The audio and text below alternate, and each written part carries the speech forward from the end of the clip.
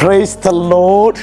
Hallelujah. പ്രിയ സഹോദരങ്ങളെ, ഈ വ്യാഴാഴ്ച ദിനത്തിൽ ഈശോയുടെ വലിയ കരുണയും സ്നേഹവും നമ്മിലേക്ക് ഒഴുകട്ടെ എന്ന് ആദ്യമേ പ്രാർത്ഥിക്കുകയാണ്.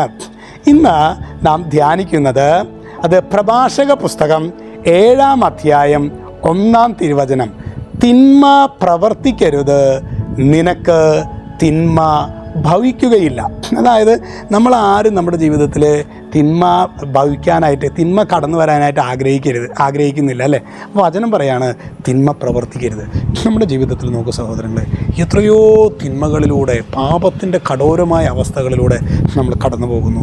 പാപം ചെയ്യാനായിട്ട് ഒരു വലിയ ആവേശം ചിലപ്പോഴെങ്കിലും നമ്മുടെ ജീവിതത്തിൽ വരില്ലേ? ഈ പാപത്തിലേക്ക്, പാപകരമായ അടിമത്തത്തിലേക്ക്, ജീവിതത്തിലേക്ക് നമ്മൾ പോകുമ്പോൾ പാപം, പ്രിയ സഹോദരങ്ങളെ, അത് നമ്മുടെ ജീവിതത്തിലേക്ക് നമ്മെ നമ്മെ നശിപ്പിക്കത്തക്ക വിധത്തിൽ നമ്മുടെ മേൽ അതിന് ആധിപത്യം ഉണ്ടാകും. അതാണ് തിന്മ നീ പ്രവർത്തിക്കരുത്, തിന്മ നിനക്ക് ഭവിക്കുകയില്ല എന്ന് പറയുന്നതിൻ്റെ കാരണം അതാണ്. ഹല്ലേലൂയ.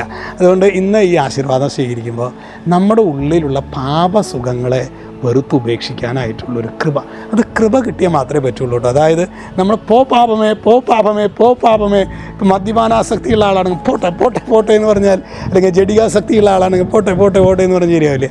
നമ്മുടെ ഉള്ളിൽ ശരിക്കും പരിശുദ്ധാത്മാവ് നിറയാൻ വേണ്ടി പ്രാർത്ഥിക്കുമ്പോൾ, പരിശുദ്ധാത്മാവ് നിറയുമ്പോൾ നമ്മളൊരു പ്രിൻസിപ്പിൾ പറയില്ലേ, ഭൂമിയിൽ ശുദ്ധജലത്തിൻ്റെ തോതനുസരിച്ച് ഉപ്പുജലം കടലിലേക്ക് തന്നെ പോകും. ഭൂമിയിൽ ശുദ്ധജലത്തിൻ്റെ കുറവനുസരിച്ച് ഉപ്പുജലം ഭൂമിയിലേക്ക് പമ്പ് ചെയ്യും. ഇതുപോലെയാണ് നമ്മുടെ ജീവിതത്തിൽ കൃപയിൽ വേരോട്ടം കൂടുമ്പോൾ എന്തുണ്ടാവും? അശുദ്ധി വിട്ടുപോകും. കൃപയിൽ വേരോട്ടം കുറയുമ്പോൾ അശുദ്ധി തള്ളി വേലിയേറ്റം പോലെ ഇങ്ങനെ കയറി വരും.